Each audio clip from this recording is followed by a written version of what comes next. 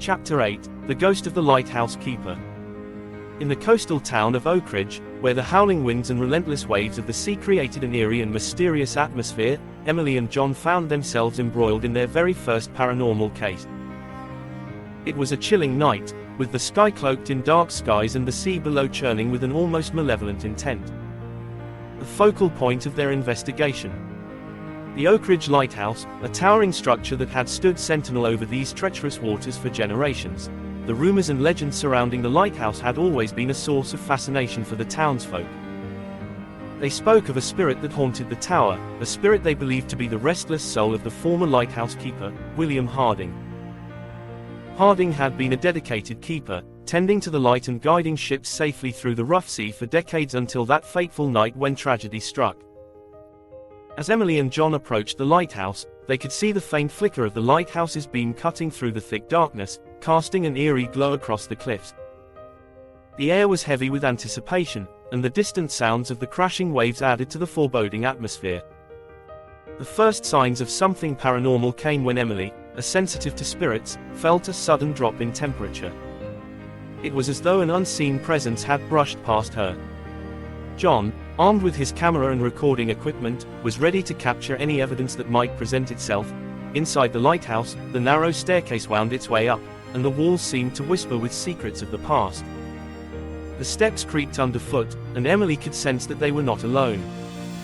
Spirits of the past seemed to linger in every corner. As they ascended, Emily couldn't help but think about the spirits that may have inhabited this place. They were drawn to the lighthouse, tethered to it by some mysterious force. Perhaps it was the duty to guide lost souls at sea that kept them bound to this place, even in death. Reaching the top of the lighthouse, they were met with a breathtaking view of the raging sea below. It was as though the entire ocean had come alive, thrashing against the rocks in a relentless display of power. Lightning streaked across the dark skies, casting an eerie and haunting glow over the water. Then, they saw it.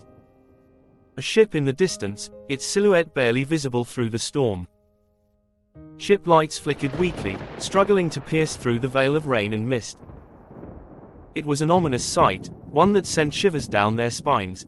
Emily and John couldn't help but wonder if this was the very ship that William Harding had failed to save on that tragic night. Could it be that his spirit still felt the weight of that failure and was condemned to relive it over and over? As they continued to investigate, the atmosphere grew more charged. The spirits seemed to be trying to communicate, their presence manifesting in flickering lights and faint whispers.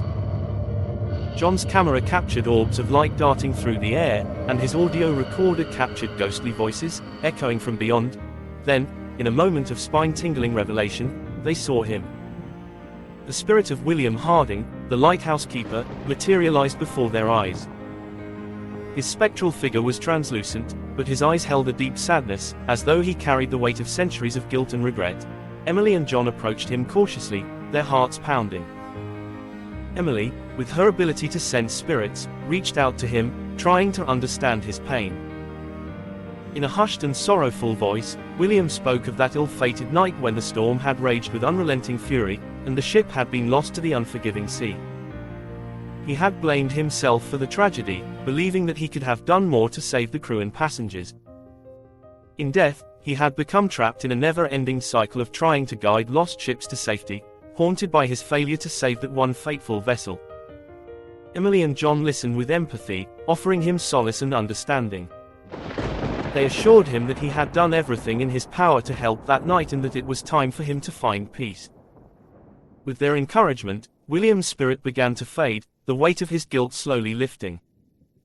As his form dissipated into the ethereal mist, the storm outside began to subside. The sea grew calmer, and the ship in the distance sailed safely away. The lighthouse, once a beacon of both guidance and sorrow, was now bathed in a gentle, serene light. Emily and John had helped William find the peace he so desperately sought.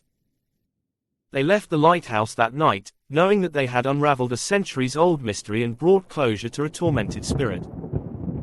Oakridge would forever remember the night the ghost of the lighthouse keeper found his way home, guided by the light that had once been his responsibility to share with the world.